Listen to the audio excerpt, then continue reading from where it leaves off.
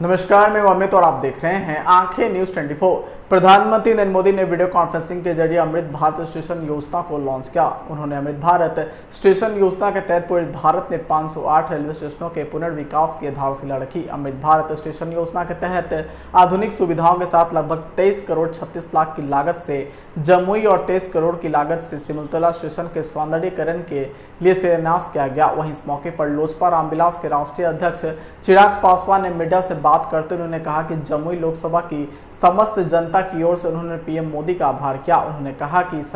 संतुष्टि इस बात की है कि हमारा देश, हमारा प्रदेश अब दलगत और जात पात के ऊपर उठकर और प्रधानमंत्री ने समान भाव रखते हुए नेशन फर्स्ट की सोच के साथ रेलवे का विकास किया जा रहा है और देशवासियों के लिए यह एक सौगात की बात है। आइए आपको सुनवाते हैं और क्या कुछ कह रहे हैं चिराग पासवान। देश के प्रधानमंत्री आदरणीय नरेंद्र मोदी जी और देश के रेल मंत्री आदरणीय अश्विनी वैष्णव जी जमुई की जनता ही नहीं, बिहार प्रदेश की जनता ही नहीं बल्कि पूरे देश की जनता आज के इस ऐतिहासिक दिन पर आभार प्रकट करती है। जिस तरीके से देश के कोने कोने को रेलवे के साथ सुलभता के साथ सुविधाओं के साथ जोड़ने में जो आज एक नई आधारशिला रखी गई है, यकीनन ये प्रयास आने वाले समय में जब हम विकसित भारत के निर्माण की हम कल्पना करते हैं और जैसा प्रधानमंत्री आदरणीय नरेंद्र मोदी जी ने आज़ादी की 100वीं वर्षगांठ पर 2047 में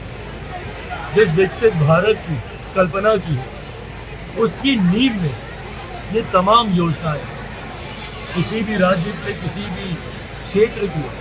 कनेक्टिविटी और सुलभ कनेक्टिविटी सबसे ज़्यादा महत्वपूर्ण होती है। ऐसे में ये शिकायत देशवासियों को लंबे समय से रही। एक सांसद होने के नाते मैंने भी इन शिकायतों का अनुभव किया लंबे समय से कि रेलवे स्टेशन पे वो सुविधाएं नहीं है, बुकिंग काउंटर्स नहीं है, आवागमन में कठिनाइयाँ होती हैं, यात्री शेड नहीं है, बैठने की व्यवस्था, पानी जल पीने की व्यवस्था, तमाम तरीके की कठिनाई जो दिव्यांगजन हैं उनके लिए तमाम तरीके की कठिनाई रह कर ये सामने आती है। ऐसे में यकीनन ये एक ऐतिहासिक कदम है जिस तरीके से अमृत रेलवे स्टेशन ये नींव यहाँ से रखी गई है और आने वाले दिनों में जब इन रेलवे स्टेशन का पुनर्विकास होगा, रीडेवलपमेंट के तहत जब तमाम आधुनिकीकरणों से, तमाम सुख सुविधाओं से लैस, और इस बात को कहने में मुझे नहीं लगता कि हमें से किसी को भी कोई संकोच है कि ये वर्ल्ड क्लास रेलवे स्टेशन बनने जा रहे हैं। अभी तक ऐसे रेलवे स्टेशन शायद विदेशों में ही हम लोगों ने देखे होंगे। वाईफाई से लैस, बैठने की सुविधाएं हो, कैंटीन की सुविधाएं हो, शॉप्स हो, इंफ्रास्ट्रक्चर हो, पैदल चलने की सुविधा हो, लिफ्ट्स हो, इन तमाम तरीके की सुविधाओं से लैस ये रेलवे स्टेशन देश भर में आने वाले दिनों में हम लोगों को देखने के लिए मिले। मेरे लिए खास तौर पर ये एक महत्वपूर्ण क्षण है। मेरे नेता, मेरे पिता आदरणीय रामविलास पासवान जी ने भी जब रेल मंत्री के तौर पर जब उन्होंने देशवासियों को अपनी सेवा दी थी, उस वक्त उनका भी ये सपना रहा था कि देश के रेलवे स्टेशन को मॉडर्नाइजेशन की तरफ बढ़ना चाहिए। सीमित समय में उनसे जितना प्रयास हुआ उन्होंने करने का प्रयास किया, पर आज वो जहाँ कहीं हो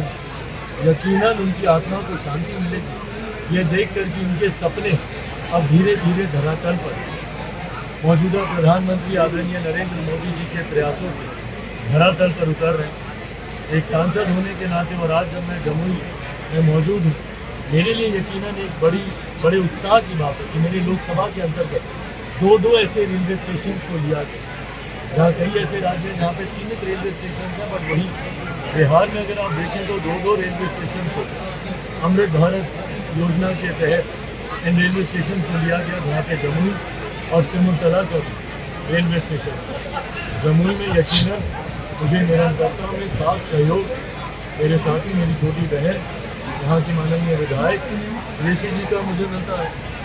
और ये कहीं ना कहीं हम दोनों के लिए एक भावुक और एक गर्व से भरा हुआ लम्हा हम दोनों के पिता ने रेल मंत्री के तौर पर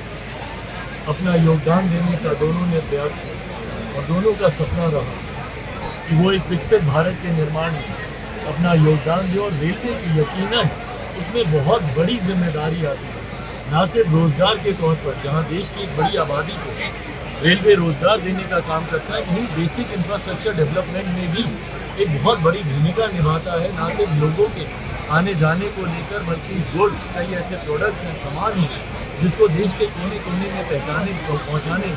रेलवे का बड़ा योगदान है। अगर आपने अभी तक हमारे चैनल को सब्सक्राइब नहीं किया है तो हमारे चैनल को जल्द से जल्द सब्सक्राइब करें, लाइक करें, शेयर करें और कमेंट करें। क्या आप पत्रकारिता के क्षेत्र में अपना कैरियर बनाना चाहते हैं? तो आज ही Royal Ashoka Institute of Mass Communication and Journalism में अपनी जगह सुनिश्चित करें। आर्यभट्ट ज्ञान विश्वविद्यालय पटना से मान्यता प्राप्त 100% प्लेसमेंट के साथ royal Ashoka Institute of Mass Communication and journalism नामांकन जारी है। हमारा पता है DS/16